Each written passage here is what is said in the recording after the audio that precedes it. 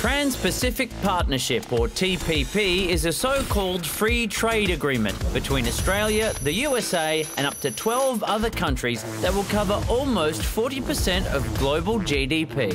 The government says it'll be great for the economy, and in particular, Aussie farmers. It will lead to stronger growth, productivity, jobs and higher living standards in all of our countries. But critics of the TPP say that every Australian should be worried. The problem with the TPP is that it's all done in secrecy, and what's even more concerning is the Australian government seems to be more secret than other governments. First up, it's reported that the TPP will grant longer patents to pharmaceutical companies, meaning that we'll pay more for medicines while we wait 12 years longer for cheaper generic versions to come to market. We are concerned to make sure that we protect the Australian public in terms of their access to medicines and that they have access to cost-effective treatments. The US is also calling for draconian new penalties for anyone who violates copyright, effectively making every person who has illegally downloaded an episode of Game of Thrones a criminal. Through the US, big businesses have a seat at the table for the TPP.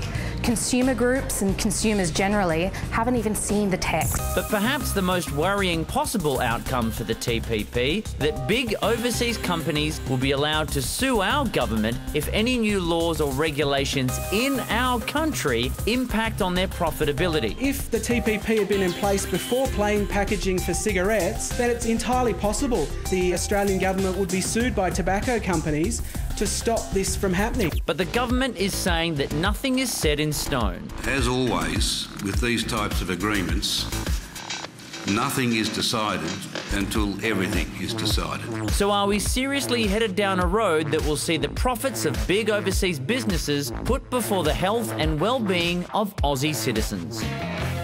Patricia Ranald is from the Australian Fair Trade and Investment Network and has written extensively about the TPP. Patricia, there's been a lot of criticism of this agreement around today, but talk to us about some of the benefits.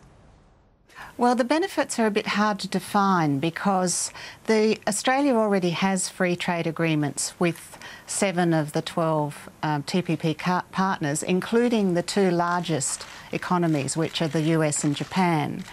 And the US has already said that it's not going to offer increased market access for things like agriculture, which is what Australia is looking for.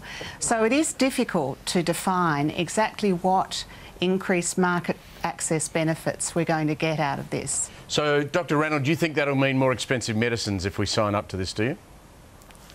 I do, because we know from the leaked chapter a couple of weeks ago on intellectual property that the US proposals are for longer and stronger patents on medicines.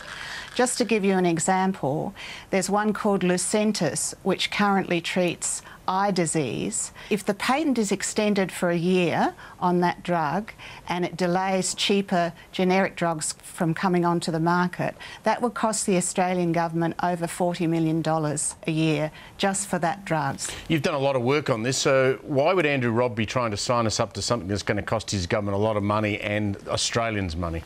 Well, that's the mystery for me. I think he hopes that there'll be more market access for farmers for their goods or agricultural products into the US and Japan, but I think that's a very slim hope. And I don't think our government should be changing our laws about patents and access to medicines on the basis of that slim hope. Well, good to get your thoughts tonight, Patricia. Thanks so much for your time. Thank you.